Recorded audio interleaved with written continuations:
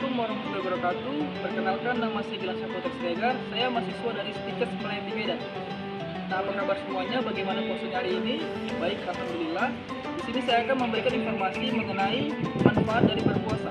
Ada banyak sekali manfaat dari berpuasa. Di sini saya akan menyebutkan 5 manfaat berpuasa.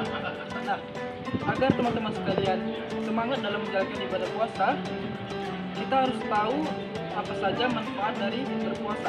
Seperti yang dikatakan oleh Nabi Muhammad SAW yang berkata, berpuasalah kamu, niscaya kamu akan sehat. Dan juga ada beberapa penelitian dan ilmuwan yang membuktikan bahwasannya berpuasa dapat berdampak baik bagi kesehatan kita. Nah, apakah kalian penasaran dengan manfaatnya? Mari terus tonton saja video ini. Untuk yang pertama, puasa dan kaitannya dengan autophagy.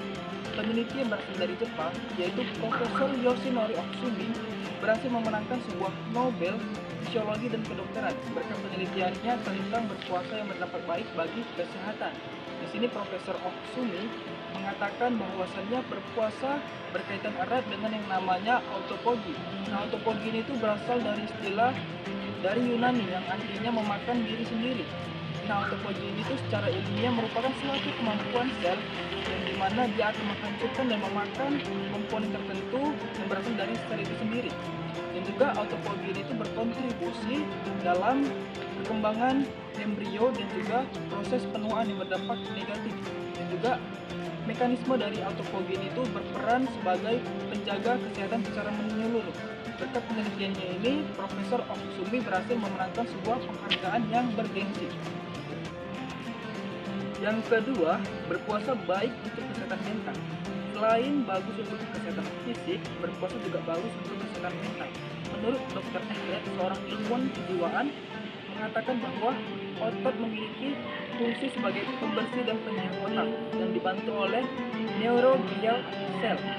Nah, pada saat kita berpuasa, sel neuron kita yang mati dan rusak akan dimakan dan dihidupkan oleh yang namanya neuroglial yang berdampak baik untuk kesehatan mental kita. Dan juga ada beberapa penelitian yang dilakukan di Moskow yang dilakukan oleh guru besar yang bernama Nikolaev yang bekerja di Moscow Psychiatric Institute di lembaga psikiatrik, melakukan penerapan pada pasien kejiwaan untuk dilakukan puasa selama 30 hari. Hasilnya sangat memuaskan, pasien berhasil disembuhkan dan diprediksi tidak kambuh lagi selama 6 tahun, bahkan bisa sampai sembuh total. Nah, yang ketiga, berpuasa dapat mengurangi lemak. Menurut beberapa penelitian, berpuasa diyakini dapat menurunkan kadar lemak di dalam tubuh. Menurut penelitian yang dilakukan oleh Bagian Penyakit Dalam FKUIRSDM Jakarta, dilakukannya penelitian pada subjektif sebanyak 43 orang yang dilakukan oleh tenaga medis yang berpuasa pada saat itu. Nah, penelitian itu dilakukan pada hari pertama, hari ke-28 dan 4-5 minggu, dan didapatkan hasil bahwasannya berpuasa dapat menurunkan kadar lemak di dalam tubuh. Nah, hal itu diakibatkan karena asupan kalori kita itu berkurang karena kita berpuasa dan aktivitas kita meningkat yang dilakukan dengan ibadah seperti ibadah wajib dan ibadah sunnah. Nah, ini sangat cocok bagi teman-teman sekalian yang ingin melakukan diet, bisa dilakukan dengan berpuasa. Yang keempat, berpuasa dapat memperbaiki ketahanan tubuh dan menghindarkan dari kanker atau tumor. Nah, di sini manfaat berpuasa sudah tidak diragukan lagi, teman-teman. Menurut beberapa penelitian yang dilakukan oleh ahli nutrisi di University of Southern California yang dilakukan oleh seorang guru besar di bidang biologi, yaitu Profesor Parker Longo, mengatakan bahwa berpuasa dapat membuang sel darah yang rusak dan tua. Nah, di sini berpuasa selama 3 hari dapat meningkatkan sistem imun dalam tubuh kita.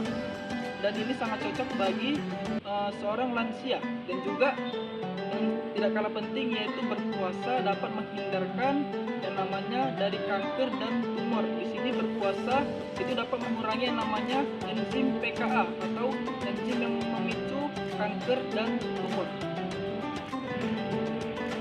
Yang kelima, berpuasa dapat meningkatkan kinerja otak kita.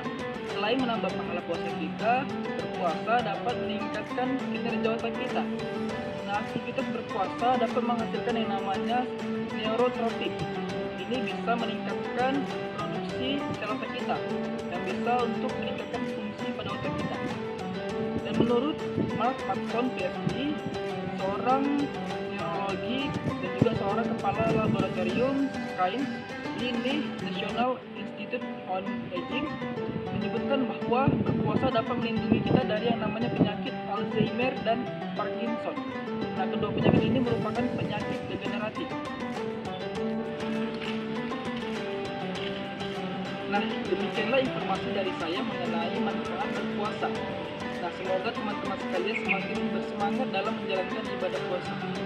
Demikianlah informasi dari saya akhiri dengan wabillahi taufiq wal hidayah. Assalamualaikum warahmatullahi wabarakatuh.